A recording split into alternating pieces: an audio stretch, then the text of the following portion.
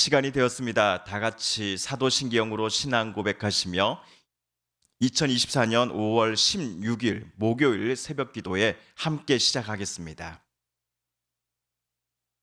나는 전능하신 아버지 하나님 천지의 창조주를 믿습니다.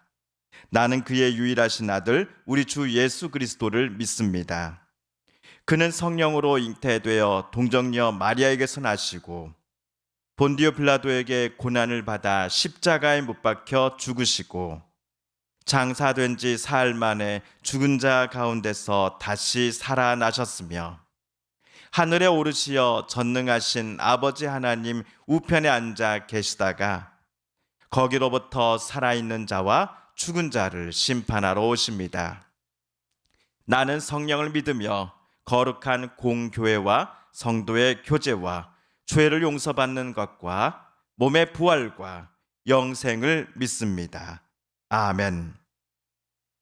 오늘 우리 함께 읽을 기록된 하나님 말씀, 구약의 말씀 신명기 제25장 5에서 10절까지의 말씀입니다. 구약 300쪽경에 있는 신명기 제25장 5에서 10절까지의 말씀 오늘 함께 읽고 묵상합니다.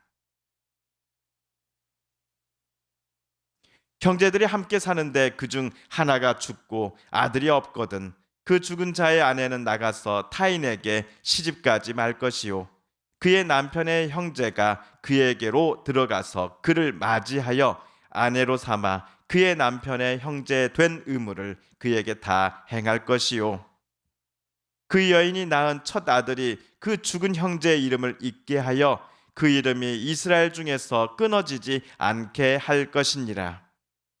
그러나 그 사람이 만일 그 형제의 아내 맞이하기를 즐겨하지 아니하면 그 형제의 아내는 그 성문으로 장로들에게로 나아가서 말하기를 내 남편의 형제가 그의 형제의 이름을 이스라엘 중에 잊기를 싫어하여 남편의 형제 된 의무를 내게 행하지 아니하나이다 할 것이요 그 성읍 장로들은 그를 불러다가 말할 것이며 그가 이미 정한 뜻대로 말하기를 내가 그 여자를 맞이하기를 즐겨하지 아니하노라 하면 그의 형제의 아내가 장로들 앞에서 그에게 나아가서 그의 발에서 신을 벗기고 그의 얼굴에 침을 뱉으며 이르기를 그의 형제의 집을 세우기를 즐겨 아니하는 자에게는 이같이 할 것이니라 하고 이스라엘 중에서 그의 이름을 신 벗김 받은 자의 집이라 부를 것이니라.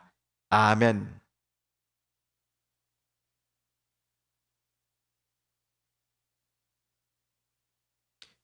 어제 모세는 크게 두 가지 규정을 말하였습니다. 첫째, 태형은 40대를 초과해서는 안 된다였습니다. 태형이 선고된 이들은 물론 형법상으로 죄를 지었기에 벌을 받는 것이지만 사형이 언도될 만큼의 중한 죄를 저지른 사람은 아니었습니다. 다만 법정에서 유무죄를 따진 후 판결 결과에 따라 그가 저지른 범죄에 해당하는 벌을 받아야 했습니다. 같은 죄를 저질렀는데도 어떤 일은 40대를 다른 일은 10대를 선고받아서는 안 됩니다. 그리고 40대를 넘게 맞았을 경우 그 사람은 대소변을 스스로 해결할 수 있는 어떤 사람의 능력을 상실할 수 있기 때문이요. 심지어 현장에서 죽을 수도 있었기 때문이었습니다. 어제 말씀을 읽으실 때 많은 성도님들께서 죄는 미워하되 사람은 미워하지 말라라고 하는 격언을 떠올리셨을 것입니다. 또한 어제 모세가 말한 두 번째 규정은 타작하는 마당에 타작하는 소의 입에 망을 씌우지 말라였습니다. 타작하는 소의 입에 망을 씌우지 말라. 밭을 가는 소가 일에 집중하지 않고 주변에 떨어진 곡식이나 물을 마시는 것을 막기 위해 소의 주인들은 종종 소의 입에다가 망을 씌곤 했습니다. 이런 행위를 모세는 인도주의적 관점에서 절대로 행해서는 안 된다라고 지시한 것이지요. 하나님께서 사람에게 청지기로서의 사명을 주셨는데 소가 아무것도 먹지 못하고 오로지 일만 하라고 시키는 것은 올바른 청지기로서의 모습이 절대로 아니기 때문입니다. 자, 한편 오늘 모세는 어떠한 규정을 이스라엘 백성들에게 말하였을까요? 먼저 우리 5절과 6절을 새번역 성경으로 다시 한번 읽어보겠습니다. 시작. 형제들이 함께 살다가 그 가운데 한 사람이 아들이 없이 죽었을 때에 그 죽은 사람의 아내는 딴 집안의 남자와 결혼하지 못합니다. 남편의 형제 한 사람이 그 여자에게 가서 그 여자를 아내로 맞아 그의 남편의 형제 된 의무를 다 해야 합니다. 그래서 그 여자가 낳은 첫 아들은 죽은 형제의 이름을 이어받게 하여 이스라엘 가운데서 그 이름이 끊어지지 않게 해야 합니다. 방금 모세의 설명을 좀 더 쉽게 설명해 보면 이렇습니다. 예를 들어 결혼한 큰 형님이 안타깝게도 아들이 없이 사망하였습니다.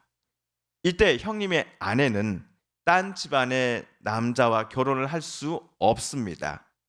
율법에 따르면 오직 죽은 남편의 형제들 중 한 명과 재혼할 수 있습니다.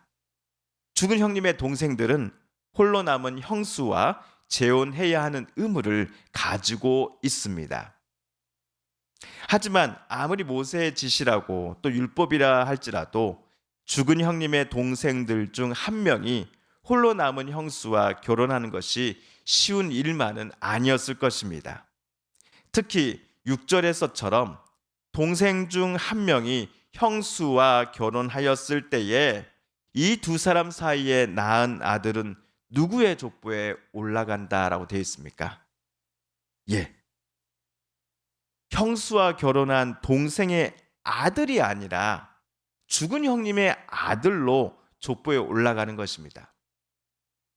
이런 이유 때문에 형수와 결혼한 동생이 나중에 죽었을 경우 그의 모든 유산을 자기 자식에게 넘겨줄 터인데 그때 이 모든 것들이 죽은 형님 가족 편으로 넘겨질 수도 있었던 것입니다. 그렇다면 죽은 형님의 동생이 형수를 자기 아내로 맞이하는 것을 거부할 수 있었습니까? 7절, 8절에 따르면 가능합니다. 죽은 형님의 아내는 성문에 모인 장로들에게 찾아가 자초지종을 설명한 후 이렇게 말해야 합니다. 내 남편의 형제가 그 형제의 이름을 이스라엘 중에 있기를 싫어하여 남편의 형제 된 의무를 내게 행하지 아니하나이다 할 것이요. 자, 이 말을 들은 장로들은 죽은 남편의 형제를 불러다가 형수의 말이 사실인지를 물으며 형제의 대답을 듣습니다. 이때 죽은 형의 동생들 중 한 명의 형제가 장로들 앞에서도 아니요, 나는 싫습니다 라고 대답할 경우 그에게 죽은 형님의 아내는 다음과 같이 많은 사람들이 보는 앞에서 이렇게 행동할 수 있습니다. 오늘 말씀 9절 10절입니다. 홀로 남은 그 형제의 아내가 장로들이 보는 앞에서 그에게 나아가서 그의 발에서 신을 벗기고 그의 얼굴에 침을 뱉으면서 말하기를 제 형제의 가문 세우기를 원하지 않는 사람은 이렇게 된다 하십시오. 그 다음부터는 이스라엘 가운데서 그의 이름이 신 벗긴 자의 집안이라고 불릴 것입니다. 죽은 형의 이름을 잊고 홀로 남은 형수의 여생을 책임져야 하는 의무를 다하지 않겠다라고 선언한 동생 또는 다른 형제들을 향해 여인은 위와 같은 행동을 할 수 있었습니다. 신발을 벗기는 것이 정확히 어떤 의미가 있는 것인지는 불분명합니다. 다만 시대를 막론하고 누군가의 얼굴에 침을 뱉는 행위는 상대방에게 모욕감을 주는 것임에 틀림없습니다. 오늘 본문을 읽으실 때 우리 성도님들께서는 약간 묘한 거부감을 받지 않으셨습니까? 오늘날의 결혼 관념으로 볼 때 주전 4000년경 모세 당시의 결혼 문화는 우리와 너무나 큰 차이가 있고 또한 매우 생소하기 때문이지요. 다만 오늘 모세가 말한 규정을 저는 이렇게 적용해 보면 어떨까라고 여러분에게 제안을 드려보고자 합니다.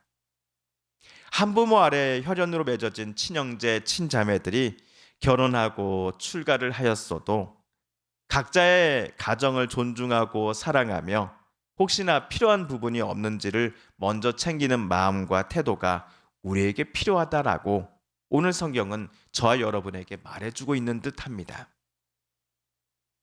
요즘 사회가 참으로 빠르게 변화하고 우리 자신도 하루하루 버티기가 참으로 어렵다라고 호소하는 때이지만 그럼에도 잠시 고개를 들고 내 형제, 내 자매, 가족의 안부와 안위를 묻고 또 격려하며 기도하는 우리가 되어야 할 것입니다. 주님께서 가르쳐 주신 기도를 드리며 신명기 말씀 묵상 제 103번째 시간을 모두 마치겠습니다. 하늘에 계신 우리 아버지, 아버지의 이름을 거룩하게 하시며 아버지의 나라가 오게 하시며 아버지의 뜻이 하늘에서와 같이 땅에서도 이루어지게 하소서. 오늘 우리에게 일용할 양식을 주시고 우리가 우리에게 잘못한 사람을 용서하여 준 것 같이 우리 죄를 용서하여 주시고 우리를 시험에 빠지지 않게 하시고 악에서 구하소서.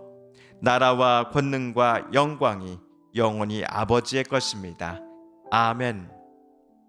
사랑하는 성도 여러분, 오늘 우리가 가지고 나온 간절한 기도 제목 또한 하나님께 아뢰며 하나님의 은혜의 보좌 앞으로 더 가까이 나아가겠습니다. 함께 개인 기도 시간 갖겠습니다.